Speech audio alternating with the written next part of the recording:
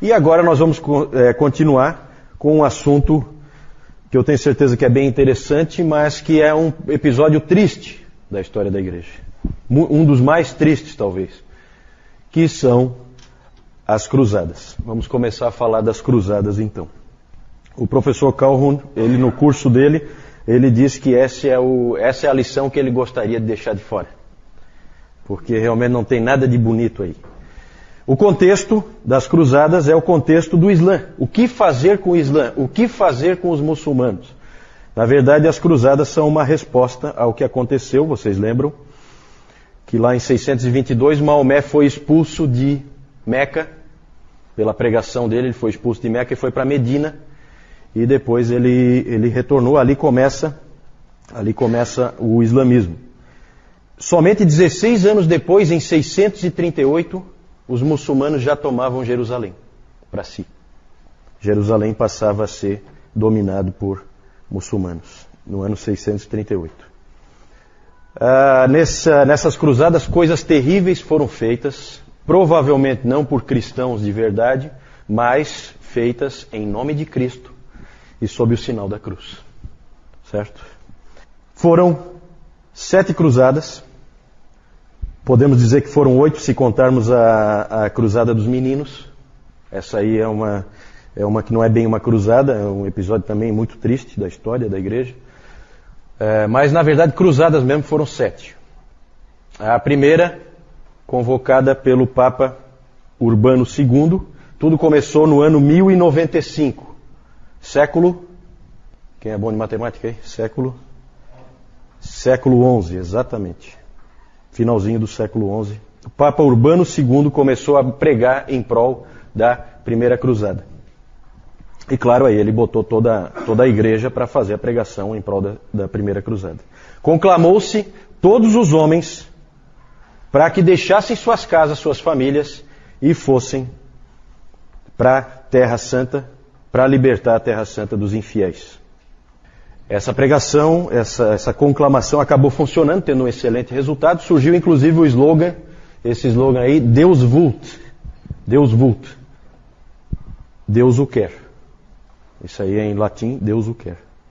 Então, ficou na ideia das pessoas que Deus queria que elas fossem lá tomar a Terra Santa de volta. E não somente soldados profissionais foram para lá, mas gente comum. Todo tipo de pessoa se alistou para ir libertar Jerusalém. Eu quero só mostrar aqui, só para vocês terem uma ideia no mapa, como que eram as cruzadas.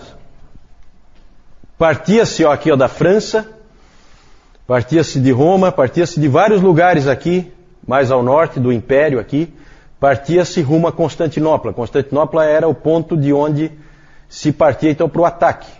Então todos se reuniam em Constantinopla e aí iam pela Ásia Menor até chegar lá embaixo aqui, em Jerusalém. Na verdade toda essa terra aqui foi tomada, né, pelos cruzados. Então vejam que eles faziam toda essa viagem a pé, era realmente uma grande aventura. Na verdade as cruzadas elas pegam um período de quase 200 anos, gente, na história. Somente os primeiros 50 anos nós podemos dizer que houve algum sucesso no empreendimento. Depois foi tudo desastroso, nada deu certo. Só os primeiros 50 anos é que realmente funcionaram. A captura de Jerusalém ocorreu em 1099.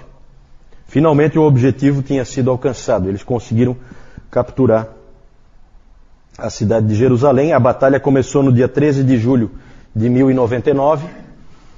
E no dia 15, o Leotoldo, um dos cavaleiros do Godofredo de Bulhões, que era conde de Lorena e que comandava um dos exércitos, esse Leotoldo conseguiu pular a muralha de Jerusalém, conseguiu fazer ali uma cabeça de ataque, e por ali o Godofredo e mais um monte de outros cavaleiros conseguiram passar, e por ali então eles conseguiram invadir Jerusalém e tomar Jerusalém.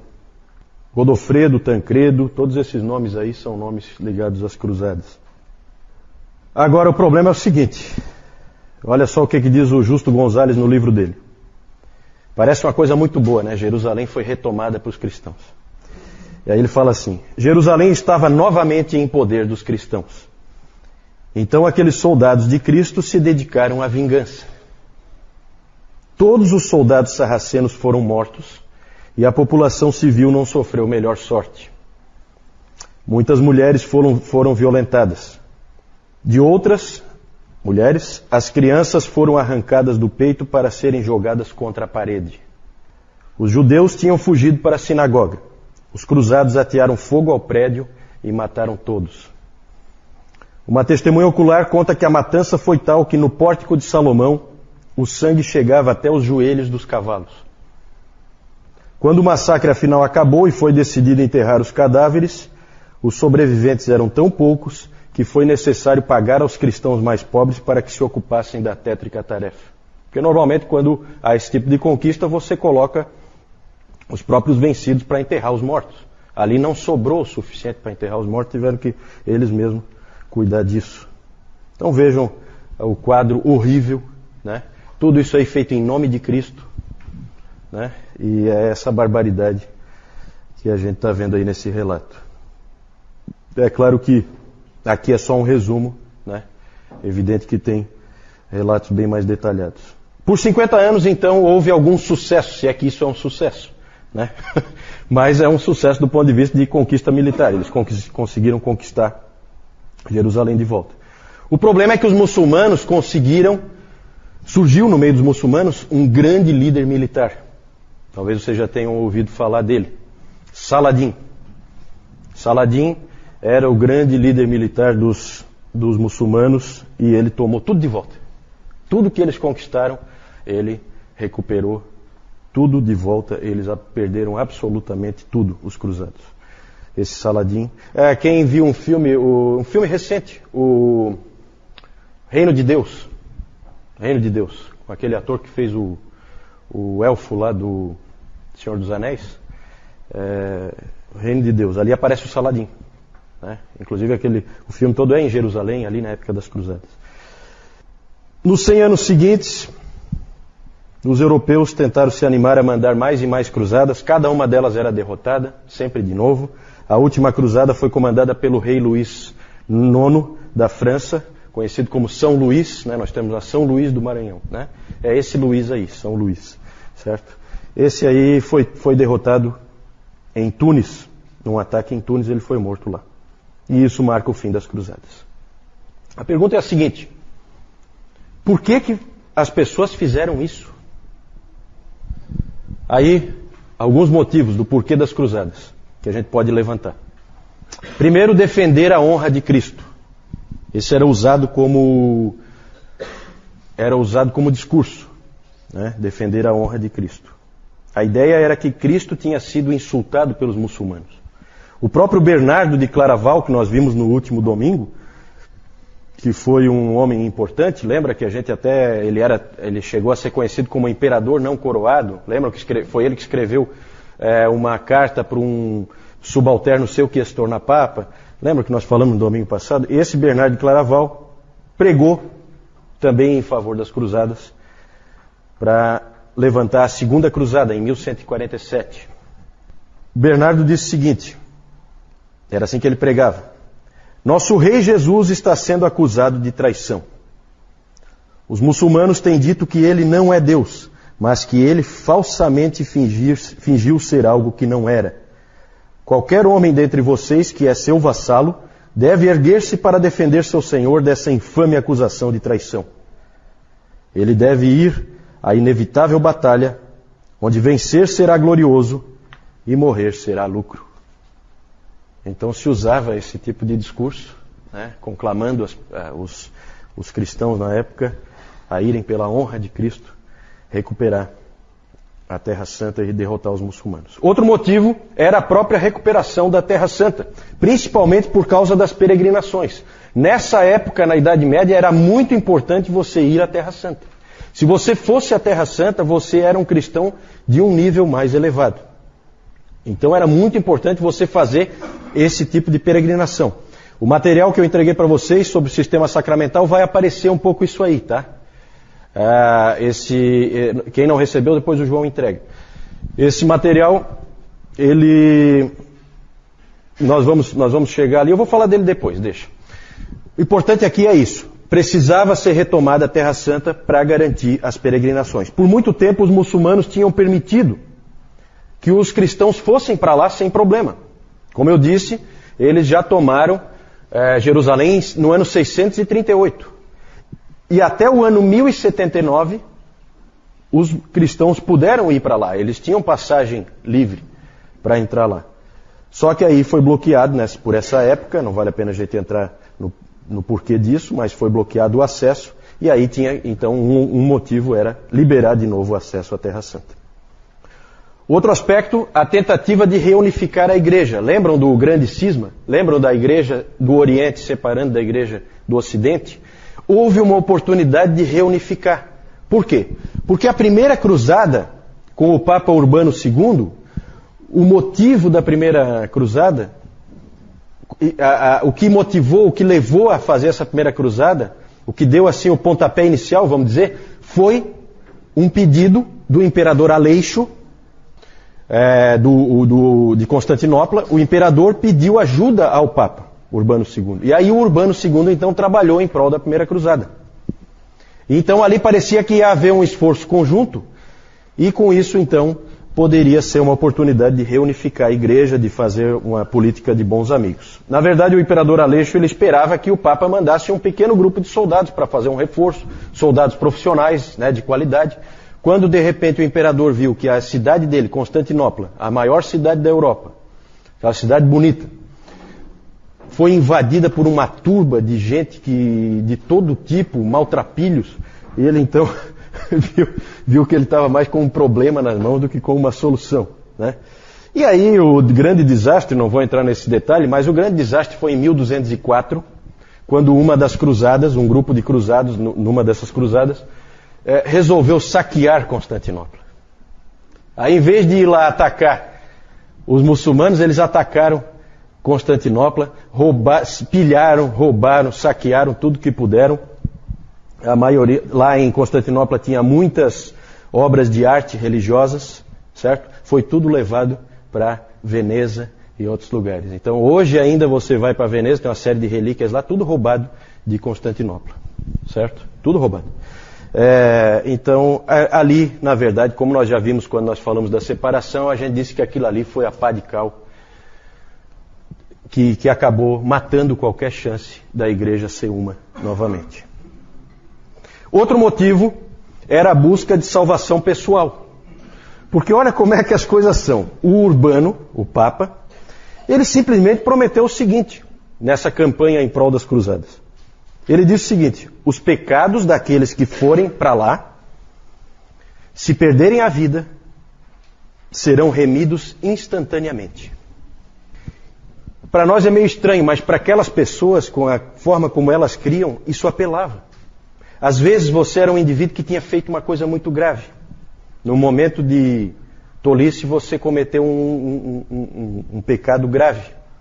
E você sabe que você está perdido, que você vai para o inferno.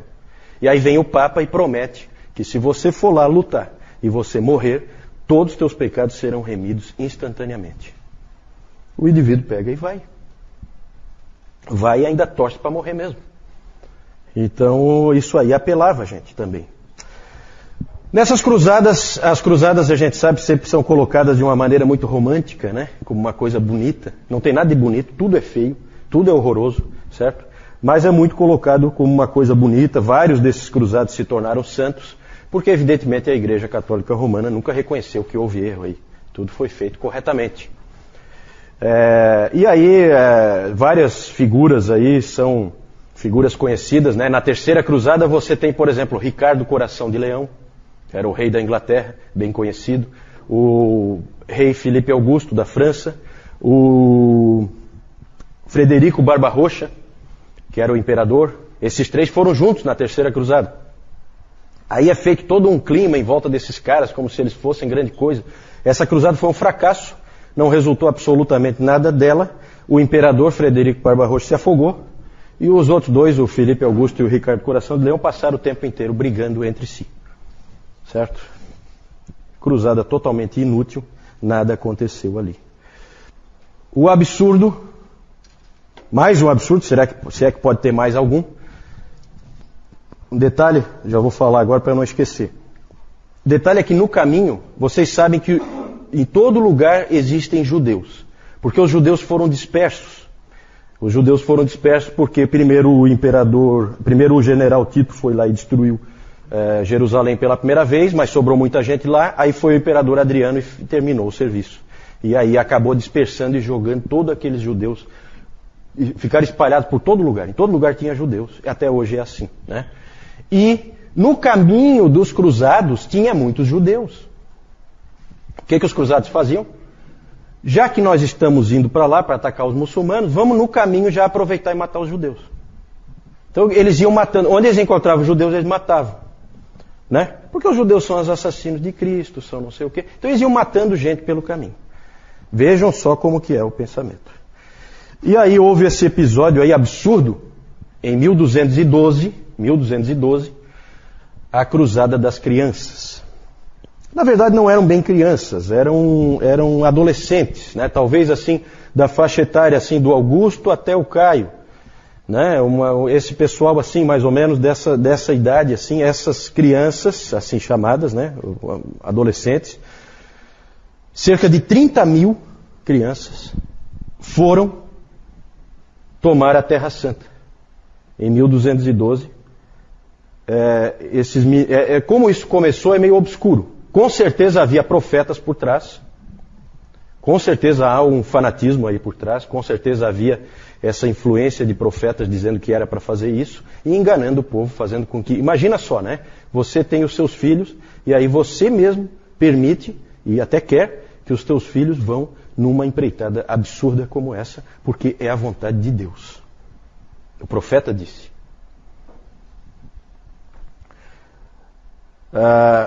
Essas crianças, elas foram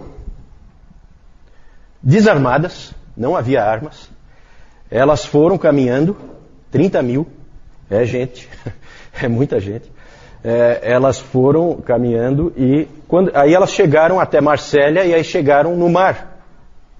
E aí não tinha como ir mais para frente. Mas elas criam que, da mesma maneira que Deus tinha aberto o Mar Vermelho, o mar se abriria.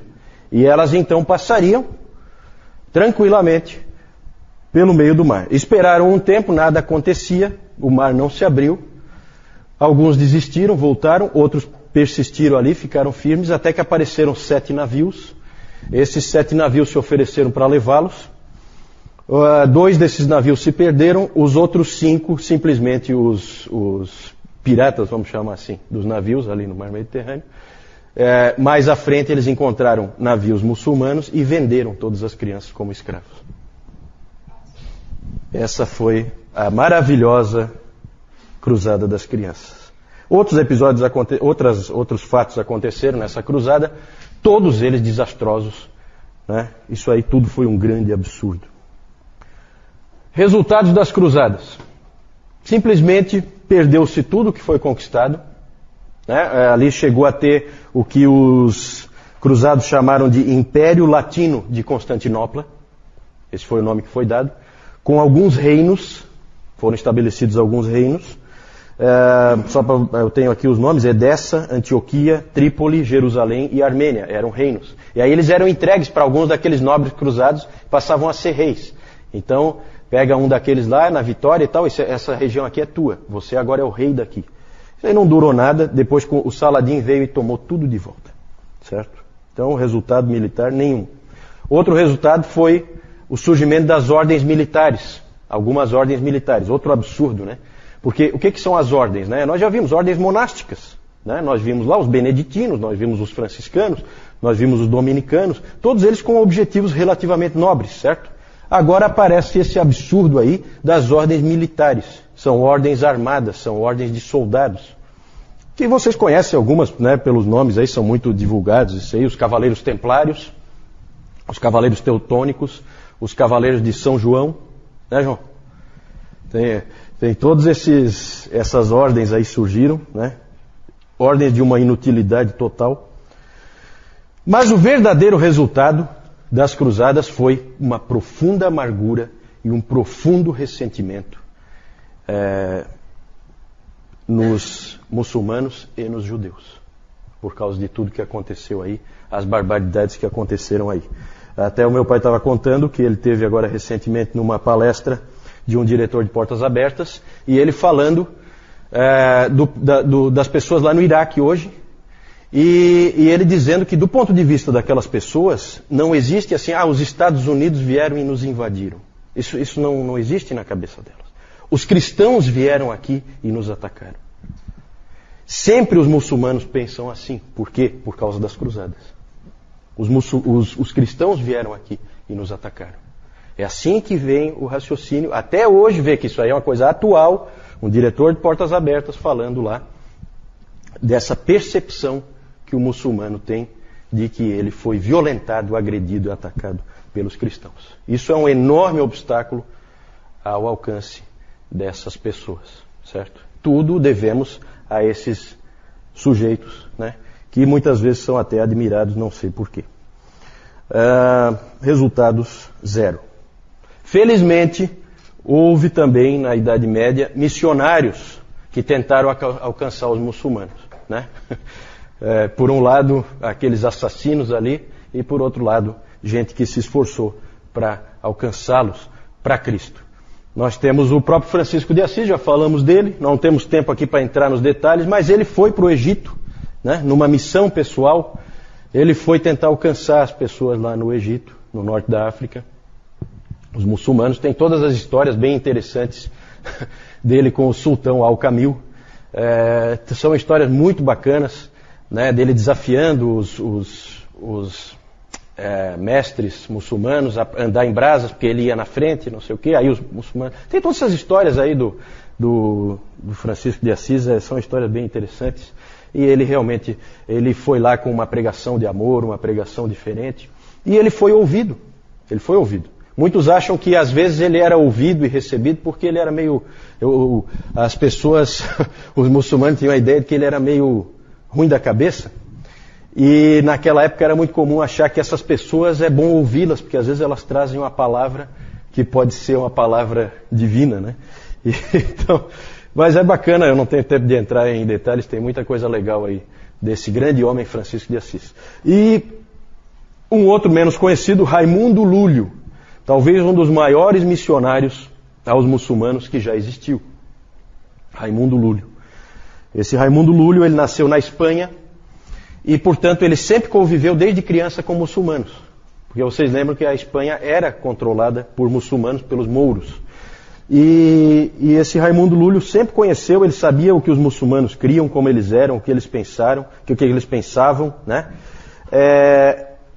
E ele era um jovem mundano, arrogante, mais ou menos como o próprio Francisco era, antes de se converter. Quando ele se converteu, ele colocou como objetivo da vida dele alcançar os muçulmanos. E ele viveu realmente só para isso. Aprendeu o árabe, que ele dizia que era uma língua como uma língua de bestas, né? Assim, de animais, né? Que ele não... Mas ele aprendeu o árabe, ele fundou escolas missionárias, ele falou com papas sobre a sua visão de alcançar os muçulmanos, ele percorreu a Europa ganhando apoio. É um indivíduo realmente um missionário. Obrigado. 3 vezes ele se aventurou por terras muçulmanas. 2 ele escapou por pouco. Na terceira ele não escapou. Foi apedrejado até a morte com 85 anos, onde hoje é a Tunísia. Era um homem de grande capacidade, de muito preparo, e ele teria sido bem mais efetivo se ele tivesse um pouquinho de tato. Porque ele chegava em qualquer lugar e começava a denunciar os erros do islamismo e a pregar o caminho de Cristo, né? Na maior coragem. Por isso que ele sempre arriscava a vida. É a velha história dos malucos, né, Moisés? Nós precisamos de uns malucos aí para ir lá fazer o trabalho. Dali para frente, por 500 anos, não houve mais ninguém que tentasse alcançar os muçulmanos. Não é à toa que é tão difícil, porque simplesmente os cristãos não tiveram coragem de marcar presença no meio desses povos. Só com o grande Henry Martyn, que tocou o solo árabe em 1811, é que volta a ter um esforço em alcançar essas pessoas. Então é isso, gente. Deixa eu mostrar para vocês aqui as figuras. Hoje o João está de de folga que eu não consegui terminar isso aí a tempo. Aqui vocês têm os cruzados, não dá para ver muito bem aí, né? Mas toda aquela pregação lá, né? Então tem aqueles pregadores inflamados e tal. E o Deus Vult, né? Deus o quer, que era o grande slogan que fazia as pessoas irem em frente. O Godofredo de Bulhões, está aí representado, conquistador de Jerusalém, com seus exércitos. Aqui a tomada, só para vocês terem uma ideia de como que a coisa era, bem aquela coisa dos filmes, né? Você tem que colocar escadas, você tem que botar uns malucos para ir na frente, que esses vão morrer de certeza. E então a turma que tem pecado para ser perdoado já pode ir aí na frente, que é para garantir, né? E aqui a tomada de Antioquia, então. Né? Antioquia também foi uma cidade que eles tomaram. E aqui, então, eles, toda aquela batalha, aquela coisa difícil, eles acabaram tomando. Porque Antioquia é aqui, ó, gente, ó. Tá vendo? É bem em cima. Jerusalém já é mais aqui embaixo. Então, esses aqui são os reinos que foram formados lá. Então, o reino de Edessa, aqui o de Antioquia, de Trípoli, de Jerusalém, e ali, Cilícia Armênia, né? O desembarque de São Luís no Egito, essa é a última cruzada. Então eles desembarcando, eles vêm de navio aqui, aí eles desembarcam, os cruzados. Aqui o Ricardo Coração de Leão, Frederico Barba Roxa e Filipe Augusto, terceira cruzada. Esses reis de Inglaterra e França nunca se entenderam, jamais, certo? Acho que Inglaterra e França só trabalharam junto mesmo foi agora no século XX nas guerras mundiais, porque eles sempre foram inimigos históricos, nunca se entenderam. Aqui a terrível cruzada das crianças, né? Então elas caminhando aqui e as pessoas dando a Deus mesmo, né? Porque sabe lá o que aconteceu com esse monte de jovens aí. Voltaram porque o mar não se abriu. Mas as que foram, essas não voltaram jamais. As que realmente foram, né? As que entraram nos navios. Raimundo Lúlio, está aí representado. É isso aí. Alguma dúvida em relação às cruzadas? Boa pergunta. A pergunta é por que tinha esse nome. Eu imagino que sim, que é por causa da cruz, né? É interessante. Eu não é até interessante para a gente investigar, né? Por que o nome Cruzadas? Não sei também, mas deve ser. Tudo indica que sim.